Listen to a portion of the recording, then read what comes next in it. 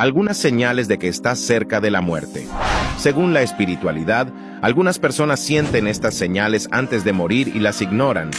Estas señales nunca debes ignorarlas o puedes ir de arrastre para arriba. Primero, si algún día te levantas y te sientes mal para hacer un viaje o incluso te sientes mal antes de viajar, no vayas, pues esto puede ser una señal del universo intentando librarte de algo malo. Segundo, si estás listo para ir a una fiesta y todo empieza a salir mal, mantente atento, pues podría ocurrir un accidente o algo malo. Tercero, si tu madre tiene un presentimiento malo sobre el lugar al que vas a ir, no vayas. Las madres muchas veces tienen un presentimiento cuando algo está a punto de suceder, así que debes estar muy atento. Cuarto, si sientes una inexplicable sensación de paz y tranquilidad antes de un evento trágico o una situación de riesgo, puede ser que tu espíritu se esté preparando para dejar este mundo. Quinto, si estás haciendo cosas malas o desafiando a personas que no conoces, probablemente alguien se opondrá a ti pronto. Por lo tanto, ten cuidado con las amistades que haces y cómo tratas a las personas. La vida es preciosa, y estar atento a estas señales puede ayudar a evitar posibles tragedias. Los nahuales se lo llevaron.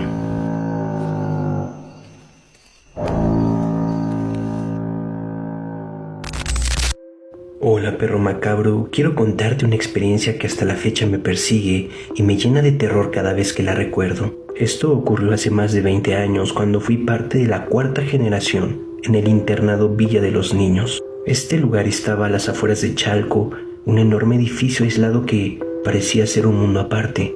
Desde las ventanas, lo único que veíamos eran maizales infinitos y un pequeño arroyo que, según los rumores, estaba embrujado. Detrás del internado se encontraba Cocotitlán, un pequeño pueblo con una fama aterradora. Todos decían que el lugar estaba lleno de brujas y nahuales. No era raro escuchar historias sobre criaturas que se transformaban en animales, y aunque al principio nos parecían cuentos para asustarnos, muy pronto aprendimos que algo extraño sí pasaba ahí.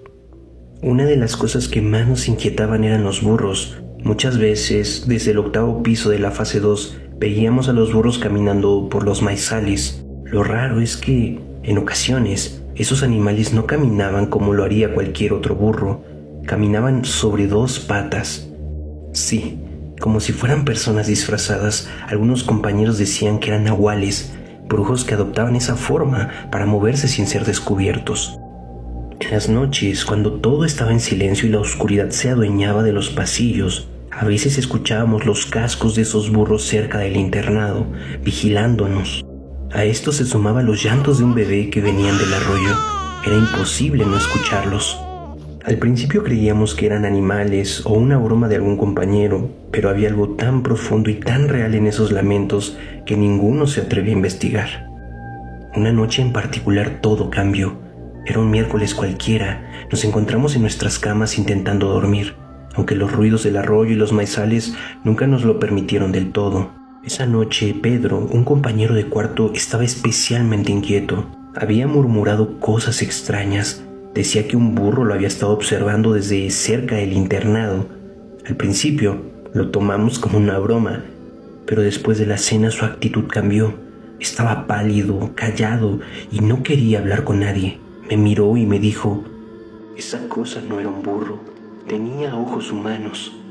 Todos nos reímos un poco para disimular el miedo, pero en el fondo algo nos revolvía el estómago. Pedro insistió en que por la noche escuchó al burro hablar y que, si nadie le creía, él mismo bajaría al patio para demostrarlo. Nadie le prestó atención. Esa fue nuestra mayor equivocación. Alrededor de las 3 de la madrugada el sonido de los cascos retumbó en el silencio.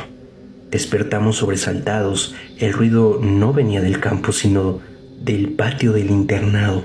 Nos levantamos rápidamente y miramos por la ventana. Fue ahí cuando lo vimos.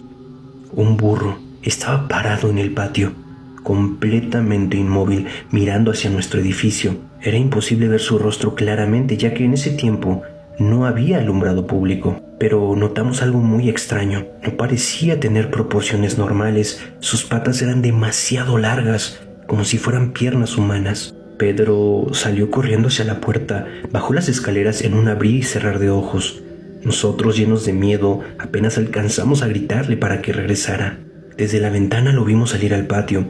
Pedro se detuvo frente al burro y el animal, o lo que fuera aquella cosa, lo miraba fijamente. Y entonces ocurrió algo que jamás olvidaré. El burro se enderezó sobre dos patas. Era como si su cuerpo se rompiera y torciera. Pedro retrocedió rápidamente, pero ya era demasiado tarde. Escuchamos un grito desgarrador. En cuestión de segundos, el burro tomó a Pedro del brazo y comenzó a arrastrarlo hacia los maizales. No podíamos ver con claridad, pero alcanzamos a escuchar el crujir de las hojas. Los gritos de mi compañero se fueron apagando lentamente.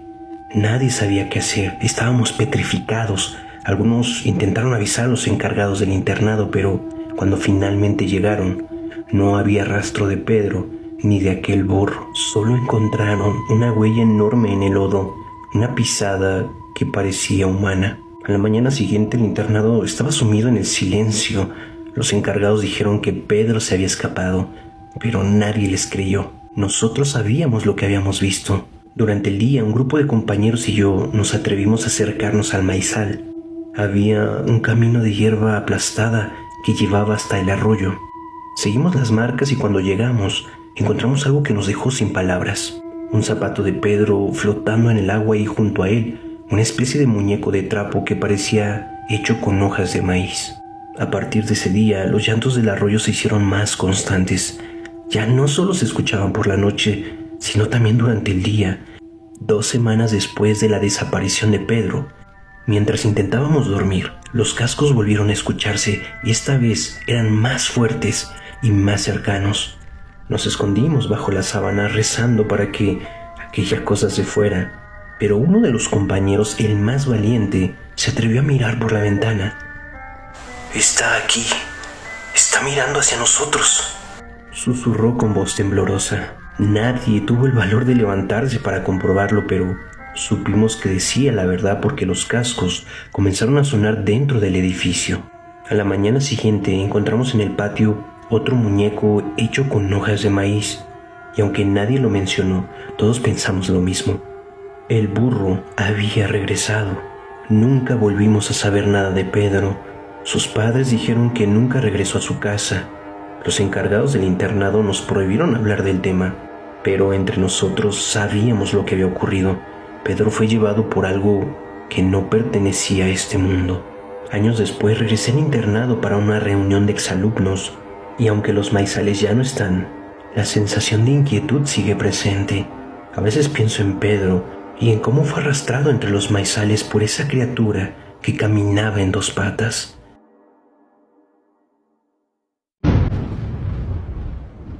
Esta es una de mis leyendas favoritas. Se cuenta que existe una peña por el camino a Tlamacas, donde según se aparece el demonio. Se dice que hasta allí llegó un hombre pobre llamado Juan Ruiz, quien hizo un pacto con el diablo, firmándolo con su propia sangre. Después de este hecho, se dice que lo visitaba en su casa un hombre muy elegante y que se escuchaba cómo descargaban bolsas llenas de oro. De ahí, Juan Ruiz se hizo extremadamente rico.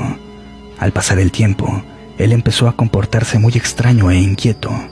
Sus familiares alarmados lograron que confesara los motivos de su inquietud, y él les dijo entonces que pagaría con su alma un pacto que había hecho con el demonio. Pero lo más escalofriante era que su familia también formaba parte de este. Poco después, Juan Ruiz huyó al monte. Sus familiares y vecinos se lanzaron en su búsqueda, armados de ceras, palmas y agua bendita. Se cuenta que casi lo alcanzaron, cuando aún se hallaba muy lejos de la peña maldita, pero se dice que de pronto se les apareció una nube negra, y al desaparecer esta, él ya se encontraba muy lejos. Siguiendo sus huellas, descubrieron con mucho terror que una de sus pisadas era humana y que la otra era de un macho cabrío. Después encontraron uno de sus guaraches y al llegar a la cueva de la peña, encontraron el otro. Aquí, las pisadas que hallaron eran totalmente las de una bestia.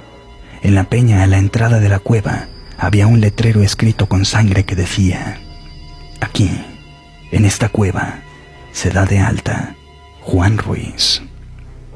Con el paso del tiempo, la familia de Juan Ruiz volvió a quedar muy pobre. Un día, en el río de la Verdura, a la altura de la calle Jicotencatl, en el puente iban 2 niños, los cuales eran nietos de Juan Ruiz. Cuenta la historia que el río creció precipitadamente y curiosamente únicamente se llevó a los 2 nietos de Juan Ruiz. La historia dice que muchos descendientes de Juan Ruiz han muerto en forma trágica y los lugareños atribuyen esto a que todo fue debido al pacto que él hizo con el demonio. En Poza Rica, Veracruz, circula una historia que ha pasado de boca en boca entre los camioneros que recorren la carretera entre Poza Rica y Naranjos. Mi tío, mi padre y mi padrino, quienes se dedican a este oficio, siempre me han contado la misma historia sobre un suceso extraño que ocurre en esa ruta. En dicha carretera hay una avenida muy larga que, al final, tiene una curva difícil de ver, especialmente de noche. Según cuentan, entre las 3 y las 4 de la madrugada, es común que aparezca una mujer pidiendo aventón. A simple vista parece una persona normal, por lo que muchos conductores la dejan subir. Y aquí lo inquietante es que, después de pasar la segunda curva, la mujer desaparece sin dejar rastro. La creencia popular dice que, si la has visto y no la levantas, en la siguiente curva, en lugar de que ella se baje, el que desaparecerá serás tú. Por esta razón, los camioneros siempre advierten que, si te encuentras con esa mujer, debes detenerte y darle un aventón para evitar un destino fatal. Es una historia que ha perdurado con el tiempo y que muchos conductores que transitan por esa carretera siguen contando con respeto y misterio, como una advertencia silenciosa para quienes viajan de noche a la ruta. Así que, con el tiempo, yo también terminé dedicándome al mismo oficio. Aunque tengo estudios, pues cursé una preparatoria técnica y terminé la universidad, siempre me llamó la atención lo que hacía mi padre, por lo que terminé siguiendo sus pasos. Así, un día mientras realizaba un viaje hacia esa misma región, me tocó vivir algo que jamás olvidaré. Era de madrugada, alrededor de las 4:30, cuando me encontraba recorriendo la larga avenida que lleva a las curvas de las que tantas veces me habían hablado. Afuera estaba completamente oscuro, el camino solitario y silencioso. Fue entonces cuando vi a una señora mayor al borde del camino. Tenía la piel pálida, ojos muy oscuros, y por lo que alcancé a ver, llevaba una bufanda de lana tejida a mano alrededor de su cuello. Sostenía un bolso, también tejido a mano, adornado con rosas de colores. Sin pensarlo mucho, tragando saliva, me detuve y abrí la puerta del tráiler. La mujer subió al primer escalón, agarrándose con dificultad de la puerta para no caer. Le pregunté hacia dónde iba, a lo que respondió que necesitaba llegar al centro de Poza Rica. «Está bien, suba», le dije. «También voy para allá». Me ofrecí a ayudarle con su bolso, pues parecía muy pesado, pero ella simplemente lo colocó a su costado y cerró la puerta con calma. «Buenas noches, hijo», me dijo con su voz tranquila. «Buenas noches, doña», respondí mientras retomaba el camino. Mientras avanzábamos, la señora comentó lo difícil que debía ser trabajar de noche, cosa a la que yo asentí, agregando que a veces podía ser muy pesado. Entre pláticas, la observé en varias ocasiones de reojo. No podía evitar preguntarme qué hacía una mujer sola a esas horas en un lugar tan peligroso.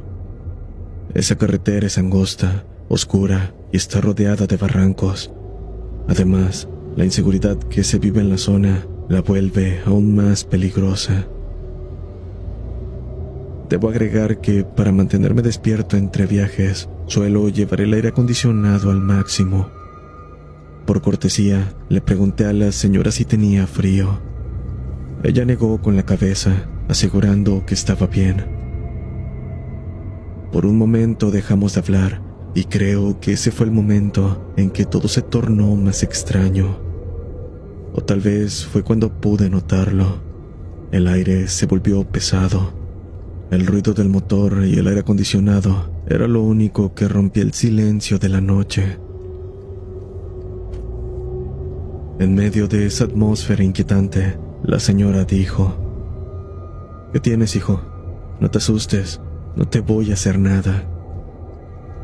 No es eso, le respondí con nervios. Ya sabe, esta ruta suele ser peligrosa, sobre todo por las curvas. Ella solo asintió. Cuando nos acercamos a la segunda curva, giré el volante con precaución, sin perder el camino de vista. Al voltear hacia el asiento del copiloto, la señora ya no estaba. Helado, me detuve de inmediato, encendí las intermitentes y revisé toda la cabina. Las puertas seguían cerradas con seguro, las ventanas arriba, y aún así, la señora junto con su bolso había desaparecido. No había rastro alguno de su presencia. Aún incrédulo, llamé a un compañero para pedirle que revisara las cámaras del camión, esas que la empresa instala para monitorear los viajes.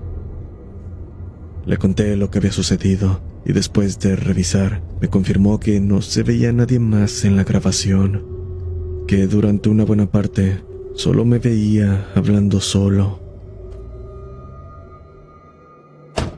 Llegué a base con el amanecer, nervioso y confundido.